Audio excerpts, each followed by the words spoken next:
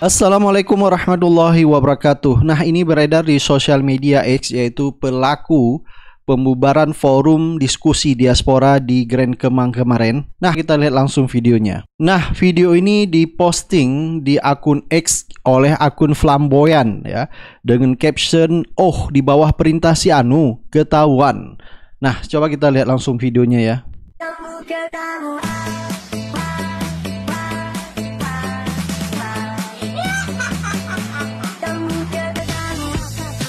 Jadi ini sepertinya berada lagi di luar gedung ya.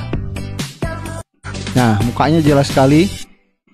Jadi mukanya jelas sekali ya. Dia di situ lagi berbincang-bincang, nggak tahu sama siapa ini. Ini sepertinya baju ormas ya.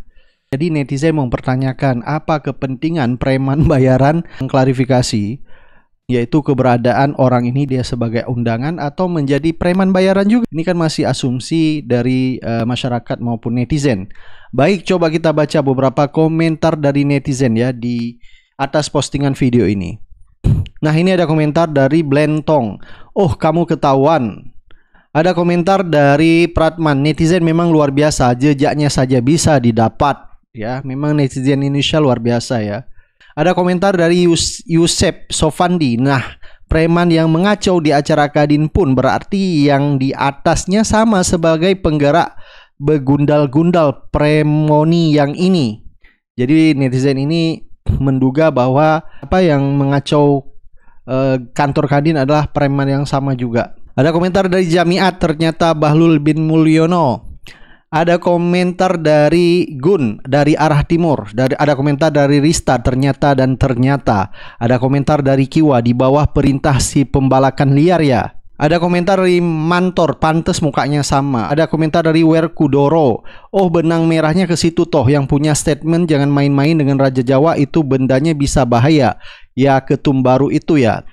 Jadi dari komentar netizen tadi, banyak netizen menduga bahwa preman bayaran yang mengacak-acak diskusi diaspora kemarin adalah bagian dari anak buahnya si B ya.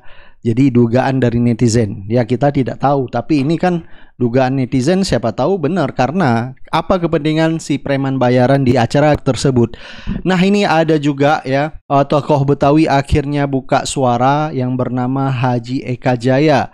Jadi beliau mengatakan, nah ini dilansir dari Glora.co, tokoh Betawi curiga penangkapan pelaku penyerbuan diskusi sandiwara. Maksudnya penangkapan kedua preman itu menurut Haji Eka sandiwara ya. Coba kita baca sedikit biar tidak terjadi miss ya. Kapolri Jenderal Listio Sigit Prabowo didesak menindak tegas tindakan arogansi pembubaran acara diskusi silaturahmi kebangsaan diaspora bersama tokoh dan aktivis nasional yang digelar Forum Tanah Air atau FTA di Hotel Grand Kemang, Jakarta Selatan. Yang saya dengar polisi sudah menangkap 5 orang padahal yang menyerbu lebih dari 5 orang, kata Sekretaris Jenderal Poros Jakarta Ustadz Eka Jaya dalam jumpa pers tokoh Betawi yang dilihat dari akun YouTube Info Politik yang dilihat pada Senin 30 September. Ustadz Eka mengatakan, "Saya minta penangkapan jangan sandiwara hanya untuk meredam kemarahan rakyat, tegakkan kebenaran," kata Ustadz Eka. Ustadz Eka juga mengatakan menilai peristiwa pembubaran paksa acara diskusi telah menjadi sorotan publik. Kapolri harus mengusut tuntas sampai ke akar-akarnya, tegas Ustadz Eka. Nah, tokoh Betawi ini yaitu Ustadz Eka meminta Kapolri mengusut tuntas aktor intelektual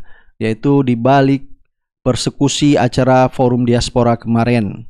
Jadi jangan sampai masyarakat Betawi atau Ustadz Eka menduga jangan sampai ini ada sandiwaranya. Welcome kepada siapa saja yang datang ke Jakarta. Silakan datang ke Jakarta, silakan cari uang sebanyak-banyaknya di Jakarta, tapi jangan coba-coba untuk melakukan tindakan-tindakan yang merusak semuanya. Nah, ini sementara mereka yang di depan mata merusak, melakukan intimidasi, melakukan kekerasan, tindakan arogansi, polisi masih bisa untuk cipika-cipiki. Tolong jangan usil di kampung aneh, tolong jangan rusuh di kampung aneh, jangan bikin onar di kampung aneh. Lo mau dari suku mana, mau dari agama apa, kita welcome. Tapi kalau ente udah berbuat seperti ini pelajaran buat pertama dan yang terakhir kali. Anggaplah ini sebagai terakhir lah. Ya, silakan tadi udah dikatakan mau cari duit di Jakarta. Jangan menunjukkan premanisme dan lain. Kami minta kepada Kapolri untuk menindak tegas. Ya, saya dengar sudah ditangkap 5 orang. Ya, padahal yang nyerbu lebih dari 5 orang, kan begitu. Dan juga kita berharap ini jangan bukan sandiwara. Hanya untuk meredam kemarahan rakyat, jangan. Tegakkan kebenaran gitu. Yang salah tetap salah. Ya bagaimanapun juga ini menjadi sorotan rakyat, sorotan orang banyak.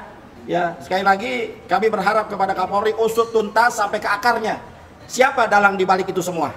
Siapa yang menggerakkan mereka? Siapa yang mendanai mereka? Gitu. Kok sampai-sampainya mereka setelah merusak dan mereka juga sedikit ada tarik ulur benturan dengan saya sebentar. Ya, selesai itu mereka bisa cipika-cipiki, mereka bisa ketawa dengan aparat polisi, bisa peluk-pelukan, salaman. Nah, ini kan jadi pertanyaan rakyat ini. Ya, sementara kalau kita demo, mahasiswa demo, polisi begitu represifnya. Ya, begitu gaharnya. Nah, ini sementara mereka yang di depan mata merusak, melakukan intimidasi, melakukan kekerasan, tindakan arogansi, polisi masih bisa untuk cipika-cipiki. Polisi masih bisa berpelukan, masih bisa salaman, ketawa ketiwi dan lain sebagainya. Ini ada apa sebetulnya? Siapa di balik dalang itu? Nah, ini yang jadi pertanyaan rakyat. Kok bisa begitu? Ditangkap sekarang hanya 2 orang yang kita lihat. Ya, yang bernama Yakobus atau nama aslinya Felix siapalah ya. Yang kedua cuma hanya 2 orang. Ya, ini yang kita inginkan adalah jangan sampai mempermainkan hukum. Ya, kita berharap ini hukum benar-benar ditegakkan. Nah, ini dilansir dari Glora.co juga, yaitu tersangka pembubaran diskusi di Kemang menyesal mengaku inisiatif pribadi tak terkait pihak lain. Apakah kita percaya ya? Padahal sudah beredar video dan viral di sosial media. Dia mengatakan bahwa perintah langsung ya. Jadi itu ada videonya. Main fisik babat saya bilang. Siap, jelas Bang. Siap, siap Bang. Ingat, kami bila tidak. Jadi saya udah kasih kode dulu Bang.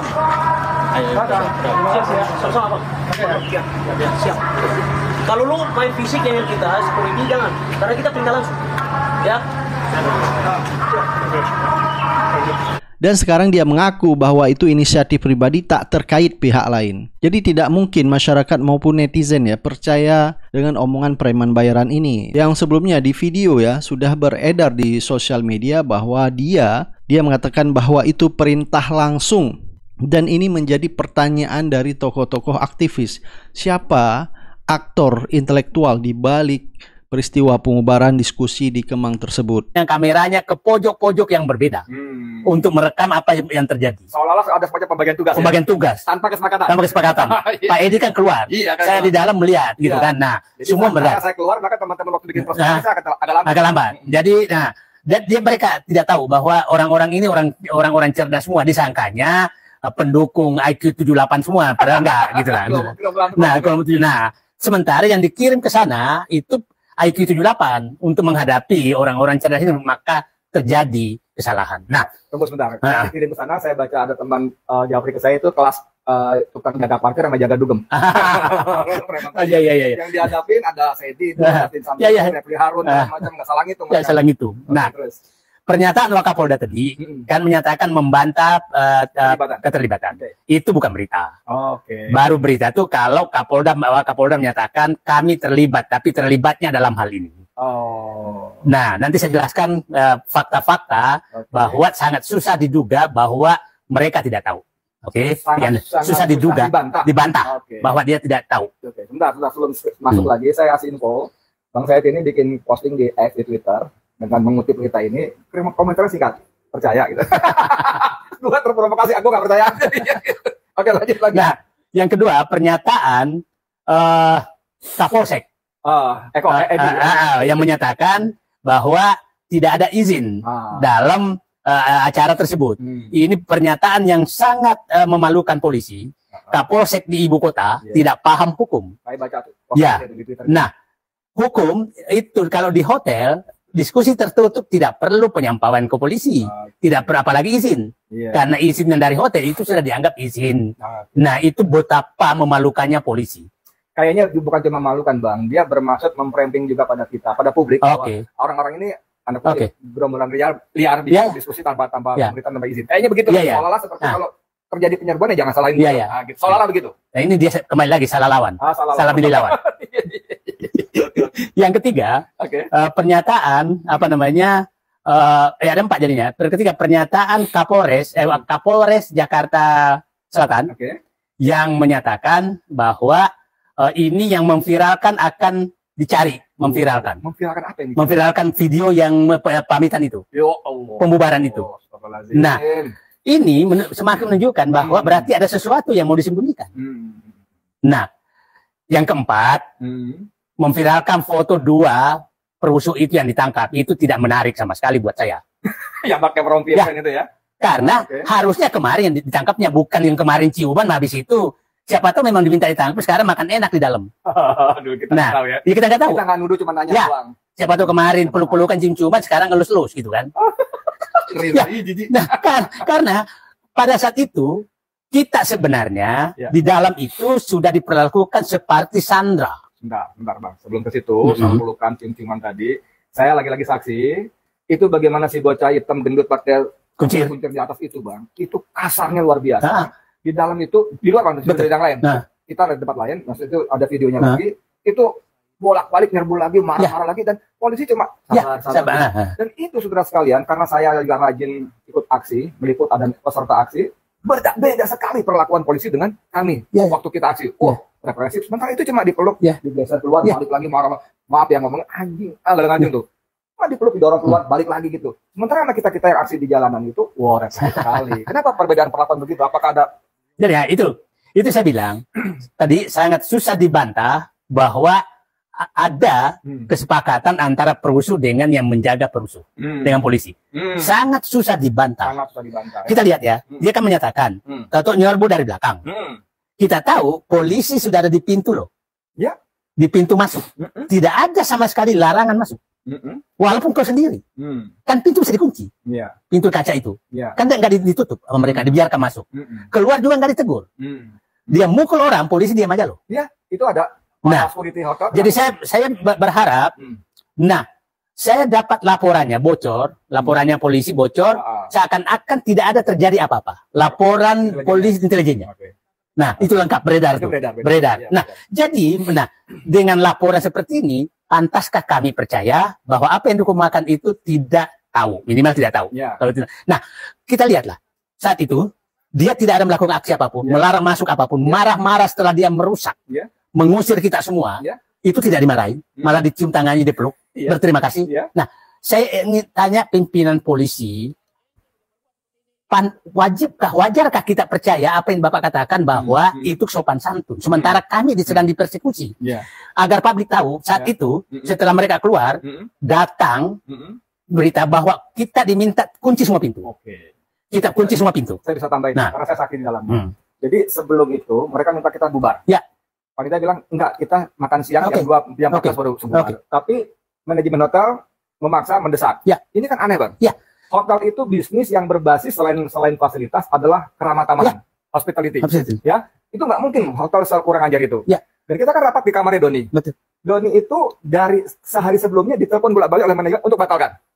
Nggak mungkin pengelola hotel berani begitu Oke. kalau tidak ada perintah. Oke. Kedua, bahkan jam 2 pagi, ya kan, Oke. apa dengarkan Ya. kan, dia masih ditelepon oleh manajemen hotel. Sekali lagi itu nggak mungkin, Ya. tanpa perintah. Jadi kalau si Kapolsek Mampang Perapatan, si Edi, siapa EDP itu mengatakan tidak tahu di dalam ada acara, itu bohong besar. Ya. Saya mengatakan bohong besar karena tidak mungkin hotel berani mengganggu-ganggu tamu, apalagi dia Ya. di kamar yang Ya. bagus tuh, ya kan, Ya. kayak suite roomnya ya, presidensial apa gitu. Nah, ada kamarnya, ada dapurnya, ada 2 lantai, atau kan itu bukan kamar biasa. Kita kan biasa nginep di hotel kan, Ya. walaupun dalam satu standar aja saya kan, tapi kan jadi tahu gitu kan. Jadi nggak mungkin hotel berani Ya. itu tanpa ada tekanan perintah dari Ya. polisi. Ketika Kapolsek Mampang Perapatan EDP itu mengatakan tidak tahu ada acara dalam, itu dosa besar. Jadi, nah, coba bayangkan, toko-toko besar di dalam tersandra. Pak Din Samsudin mau keluar, kita tidak tahu siapa pegang kuncinya. Itu sampai setengah jam menunggu, 15 menit nunggu, baru bisa ketemu kunci. Artinya, sudah ada orang yang mengunci pintu supaya kita tidak bisa kemana-mana. Dan satu lagi, air pendingin apa AC-nya Nah, dimatikan. saya ingin cerita bagaimana perlakuan mereka kita dalam ruangan seperti Sandra. Iya. Apa yang terjadi dalam ruangan supaya publik paham. Iya. Kita di dalam ruangan saat itu ada pembicaraan. Oke, kita anjurkanlah ngobrol-ngobrol aja. Pembicaraan naik 1. Tahu datang lagi, Pak. Mereka sudah tahu Bapak masih seminar. Iya. Ya, makanya benar. Iya, betul. Masih seminar. Saya tahu. Artinya ada intel di dalam ruangan Oke. yang memberitahu keluar. Oke, betul. Enggak mungkin dia tahu kan pintu dikunci semua. Sehingga kok tahu. Nah, datang lagi orang hotel kan, Pak, mereka tahu Bapak masih ada bicara-bicara. Mohon dihentikan. Iya. Bayangkan kita di dalam ruangan dikunci. Nah, habis itu kasih tahu dia, tolong kasih tahu dia, kita nunggu makan deh. Alasan makan. Kita ngobrol-ngobrol. Itu sekitar 10:30. Iya. Makan. Akan dipercepat. Nah, tahu-tahu datanglah.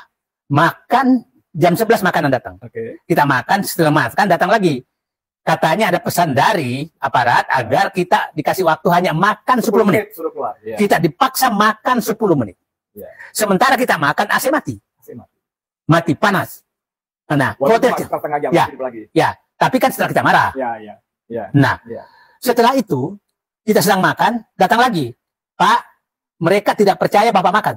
Minta foto. Enggak, minta dia masuk 2 orang melihat kita makan. Gila. Jadi bayangkan hari itu, perusuh itu istimewanya bisa memerintahkan aparat untuk menjaga kita semua, melakukan yang mereka inginkan terhadap kita.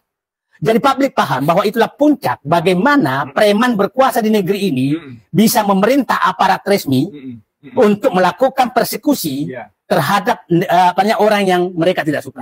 Jadi kemarin kita itu merasakan bahwa polisi sudah tidak ada, mereka di bawah kendali preman, Berubah menjadi pelayan ya. pelayannya preman, Pesan-pesan ya. menyampaikan pesan-pesan untuk melayani sandera-sandera tokoh-tokoh nasional yang ada dalam ruangan. Mungkin itulah kenapa Pak Edi, mereka menyatakan terima kasih. Asik. Nah itulah kenapa pesan saya ke Pak Kapolri yang terhormat, saya tidak terlalu penting melihat penangkapan 2 preman tersebut. Karena saya tahu preman ini kemarin sangat berkuasa terhadap anak buah Bapak. Menugaskan, dialah memberikan tugas kepada anak Bapak untuk melakukan apa yang diinginkan kepada kita. Minta kita bubar, minta kita tidak seminar, minta kita makan 10 menit, dipoto-foto pula oleh mereka. Masa aparat disuruh oleh preman? Jadi saya bilang, Indonesia kemarin di hotel Grand Menteng Kemang, Grand